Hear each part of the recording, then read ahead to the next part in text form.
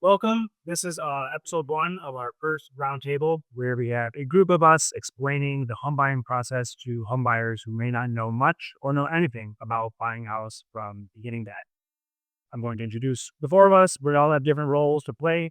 My name is Nick Olzak with First State Bank. I am a lender. It's Adrian Cabe with Michigan Property Inspections. She's a hall inspector.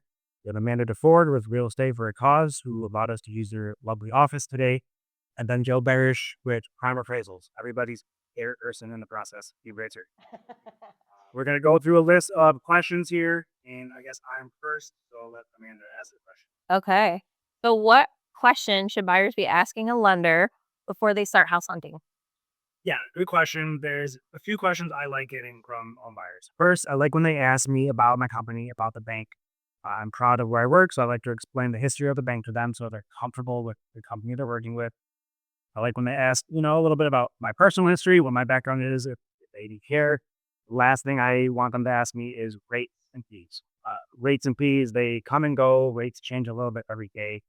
That's least interesting to me. But I like when they ask, what the process is, what to expect. I'm big on setting expectations. And I like when they ask me all kinds of questions. When I'm talking to them in the beginning, I'll tell them, please interrupt me because I want you to ask a question. I don't know what you don't know. But the more questions they ask, the better.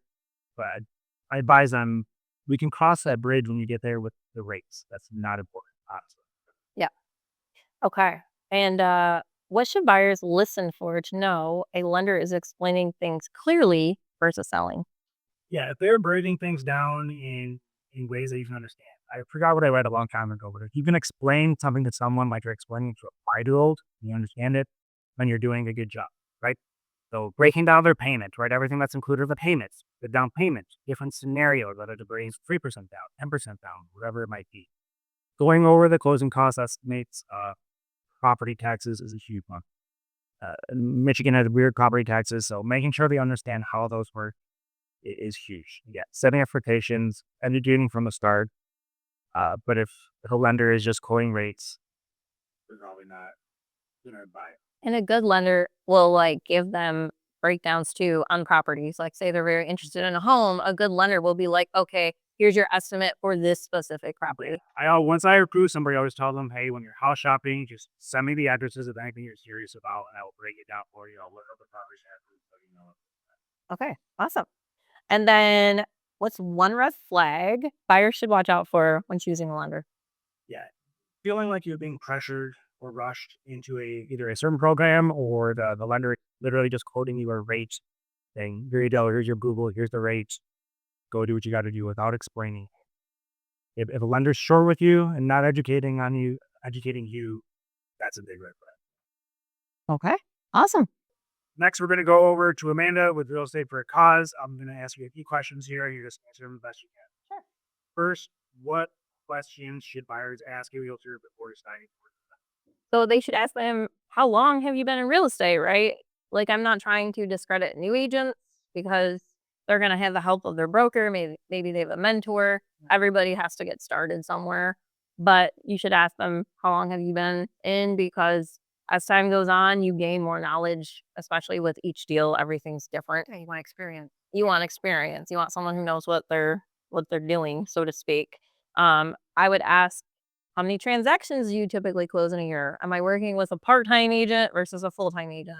A part-time agent might sell 2 houses a year. Maybe they don't know of the changes. Things change day to day sometimes in this business. So, that's important as well. Um, have you helped buyers win in a competitive multiple offer situation? We're starting to see multiple offer situations again. It's coming, and I think it's gonna get worse as the year goes on. Um, you wanna ask, are you available for showings evenings and weekends? Like, I have a lot of couples that work opposite shifts, so weekends are maybe the only time we can look, or evenings. So that's important as well. Um, and then you ask, what does the buying process look like step by step? Like, what do I need to do? So we'll break that down for you and tell you you wanna talk to a great local lender like Nick. And then, we'll go through the process of we start home shopping, then we do our home inspection, then we do the appraisal, which she's our favorite. And then sometimes she's not our favorite either. Yeah, we share that for our Pete. Uh-huh. And then And then once the appraisal's back, we just kind of wait for the final underwriting and we go to closing. So, and then also you might want to ask, can you provide me some recent client reviews, right? You want to see what the clients are saying about the agent. Where can they find those reviews online if they wanted to search them? You could look on the agent Zillow profile, maybe Google reviews. Oh, there's another one that I forgot the name of. Is it Rate My Agent? Yeah, One? Rate My Agent's a good one. I just wasn't sure. Like, so on those sites, are you able to go on there and just leave any review, or do you have to have a closed deal with that agent to be able to leave that I review? think for me, I have to send them like a link Okay. so that they can provide a review. They're legit reviews. They're not just somebody coming in and saying, Right. Amanda was great, but I've never worked with them, you know? So yeah. Cool. Number 2, what behaviors or habits separate a strong buyer's agent from an average one? Okay, guys, this is a long one, so bear with me. Okay, so an average waits for the listing to just hit Zillow and sends auto emails. Okay. A strong agent calls the listing agent before showings, asks about seller motivation, um, finds out offer deadlines, like maybe they have multiple offers, and so you're like, when are offers due, right? Looks for off-market opportunities. There's low inventory right now, so I just made a flyer 'cause I have buyers looking all over, and there's no inventory. So I'm like, hey, does anybody have a listing coming, right? Maybe that seller doesn't want to go through the trouble of having a million showings and they want to just get it done. Um, we have, and then we don't just open doors, we gather intel. Um, we strategically write offers, we look at comps, we advise when to escalate, and we craft clean, attractive terms. Okay. Um, we write offers designed to win, not just submit. We honestly coach our clients. We tell buyers when we try to set expectations early and we have tough conversations about budget versus market reality. A lot of times people, like I said, they'll call me. They're like, we want to look at this $400,000 house, but they haven't spoke to a lender. They don't know the payment amount. They don't know what the taxes are going to be. Payment shop. Oh yeah. Yeah. So I would say to like, maybe if you know a realtor, reach out to them, ask them if they can provide some referrals for lenders. If not, I would look at maybe the lender reviews as well and just call on up and say, hey, we're looking to buy a house. How do we get started? What do we need to do? Because you want to be ready in the multiple offer situations. Because if we go look at a house and you're not pre-approved, guess what? Yeah. The next person is, and they're going to win that deal. It's going to go a lot faster with that person. Exactly. So, we have to have those conversations. It can be tough, but once the buyers, I feel like once they get out there and they start looking, then they realize, okay, like this is what But we you need need to to show and that can ask those tough questions and get you those, because it is difficult. It can be very emotional. So you want the agent to be for sure. well versed and know what to ask and kind of advocate for you. For sure. And then an average agent just nods and hopes, right? They don't really dig in like a strong agent would. Just a body that shows up. Yeah.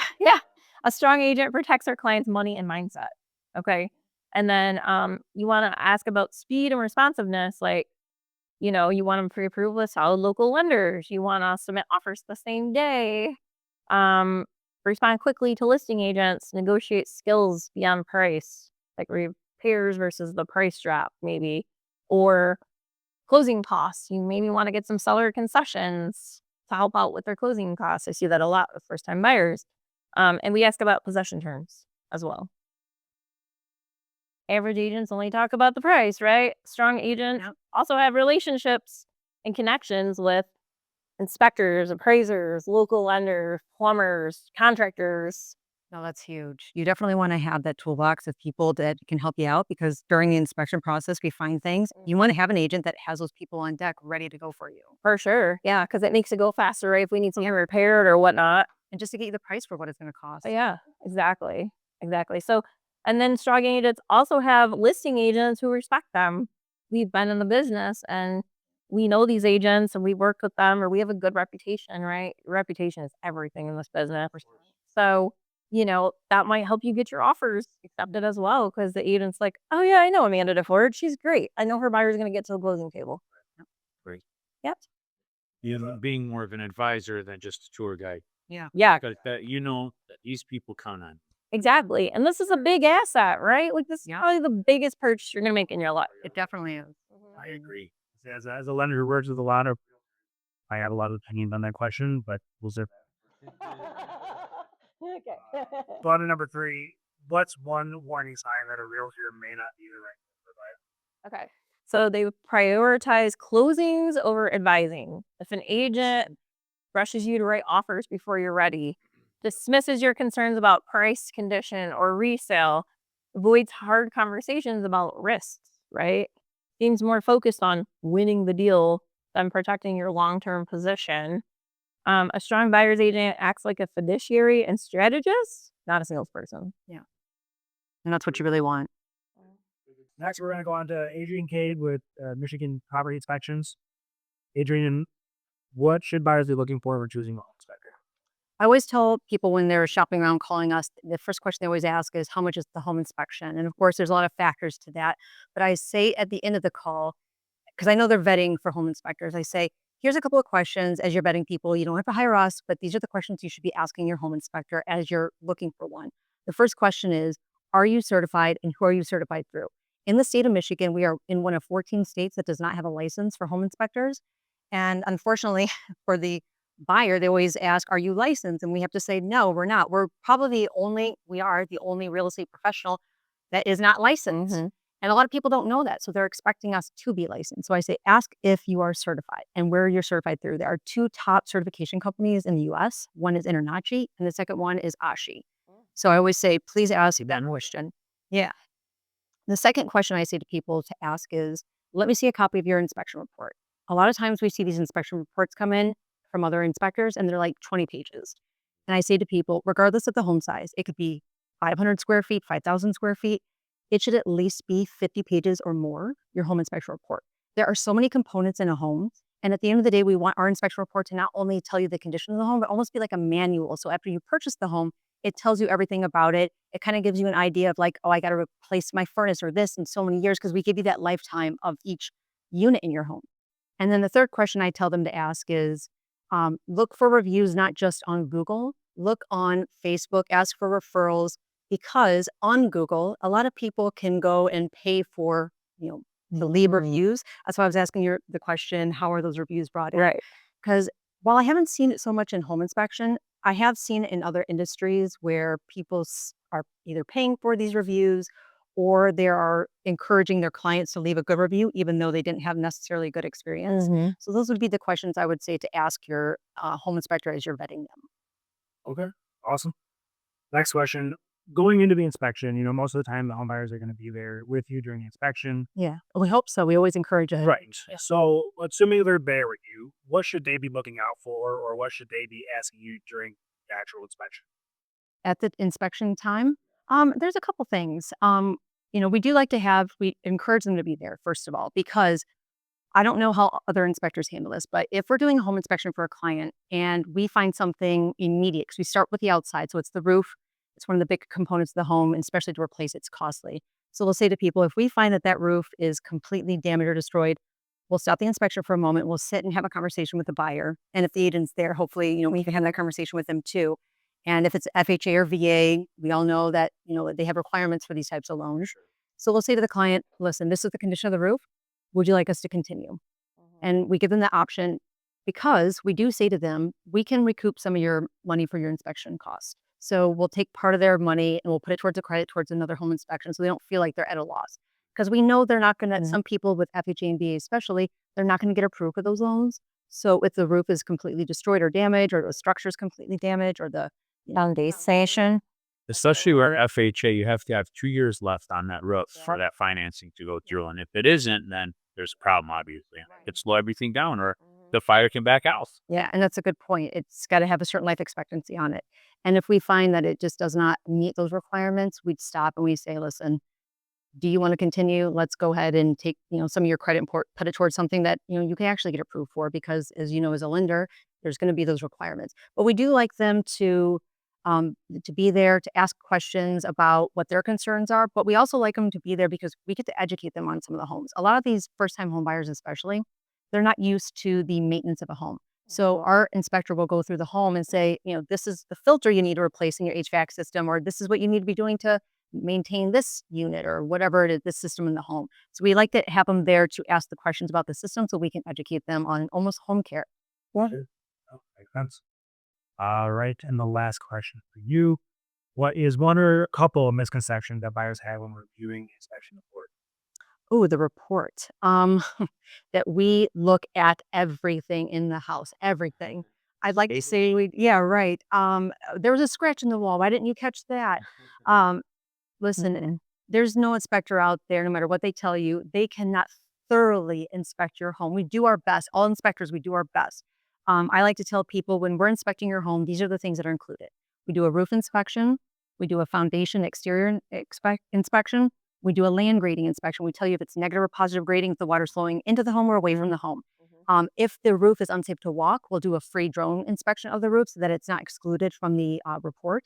However, with the wind conditions we're having here in Michigan right now, it unfortunately sometimes gets excluded due to weather. So I think that's a misconception is that they think everything's going to be inspected. Sometimes it can't be due to weather conditions. We, for insurance purposes, don't touch a lot of the homeowner's belongings. So we don't like to move. Like if there's a stack of boxes in front of the attic access, we're not moving those boxes. If the homeowner's there and the agent's there, we've had a lot of agents go, move out of the way. I'll take care of those rail boxes, and then they move them for us. But yeah, so besides the outside of the home, we'll do the full interior, all rooms, windows, doors, the systems, heating, cooling, plumbing, electrical. We do tell people if it's 45 degrees or cooler outside, we don't touch the AC unit or we don't want to ruin the compressor unit. We do take apart the electrical panel. We make sure nothing's double tapped, overheated, or unsafe. We do free thermal imaging. So the misconception that people have is that we are touching and looking at everything. We do our best. It's the most comprehensive inspection that we can offer, but we could miss something, and we always tell people that that's a risk. It's funny you mentioned that because I remember back in the day when I bought a house, I went on my basement one day and I'm moving a box in our storage area and I saw a crack right in the storage area. I'm like, why wasn't that called out? It could have been fancy. I say it on the box and Yeah. yeah. And I always set up the clients too and say, hey, your inspection report's going to be like 40 to 50 pages. No matter if there's nothing wrong with your house, right? They go over all the maintenance and all the things. Yeah, we say facts, not fear. We try not to scare them. We do tell them ahead of time because it can be very, people freak out. They're like, what do you mean there's 75 pages to say? Well, there's a lot to your home. I'll make sure that you're informed as much as you can be. Do you just provide just a home inspection, or do you guys also do sewer scope? We do sewer scopes. We do well and septic. We do mold, radon. We do asbestos, lead. We do 42 different services.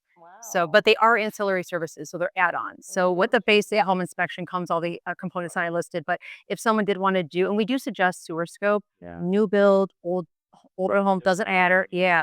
I tell people I bought a new home and you would be shocked what contractors will wash down the line. Or if they're driving heavy equipment over your land or it's Could something cracked. 100 feet down the line. 100%. And that's the thing too, is people don't realize that sewer line that's on their property is their responsibility. It's not the municipality. It's, Sure, yes, I was pretty far enough. City responsibility. That's a great point. So you do offer that as an app. Yeah, we do. Awesome. I have a bunch of questions I could ask you, but we're going to say that. Yeah, for class number 2. That's Number 2. Last, Joe Barish, our appraiser on the panel today. Let's start with question 1 for you. Sure. Even though buyers don't choose the appraiser typically, what should they understand about the appraiser's role in the process? So that could be kind of like a loaded question. So the biggest thing, especially she'll tell you with highest and best, is how about if the appraisal, let's say, comes in short? Then they have to come to the loan officer, to their agent, and say, okay, so Joe came in $5,000 short. We have to now come cash to closing. Do we have this money ready available? Is there a relative maybe we can borrow it from? Or is it just maybe we just can't afford it anymore?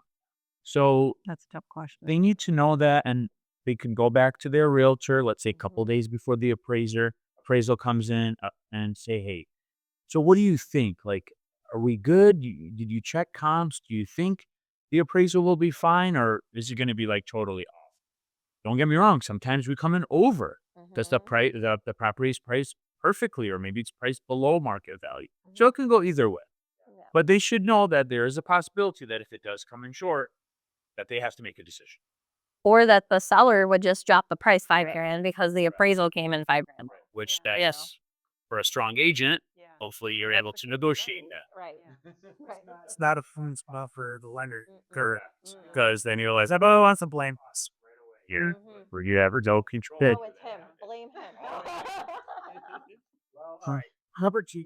Whether it's from the lender or realtor, what kind of info or preparation helps appraisal go smoothly? Okay, so Nick, this is a great question. It's more for us, it's more of a seller question, but let's concentrate on buyer part. Let's say you're going to purchase a home that, let's say, it's vacant or it's an estate sale. And she looks at the seller's disclosure and there just isn't much on there, right? So, what would be the best is for your agent to contact the other agent and say, hey, listen, do you have something like just a sheet? I didn't see it on the disclosure, like any updates, upgrades, anything that I could leave on the kitchen counter for the appraisal tomorrow at noon to give to Joe, because it's not about the number, okay? It's about how much information do I have to provide a credible appraisal report. If I have what I need, I'm more likely to come in closer to that number or even over that number if I know what's going on with the house. That's, to me, is very important. And you do find that. I did a house the other day. It was an estate sale. The listing agents did know a little bit, which helped me get it to the finish line. But if they didn't tell me that the furnace was newer, because the homeowner wasn't there, the lady had passed away. Right. So I was kind of like, and Trying to figure it out. figure stuff Wow.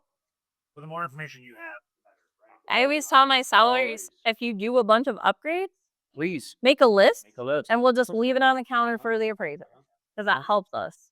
Of course. all right, I'm starting with you. What is a common misunderstanding buyers have about how appraisals impact their purchase? Okay, great question. A lot of times, not just a buyer, just general public, they always feel that it goes by loan product.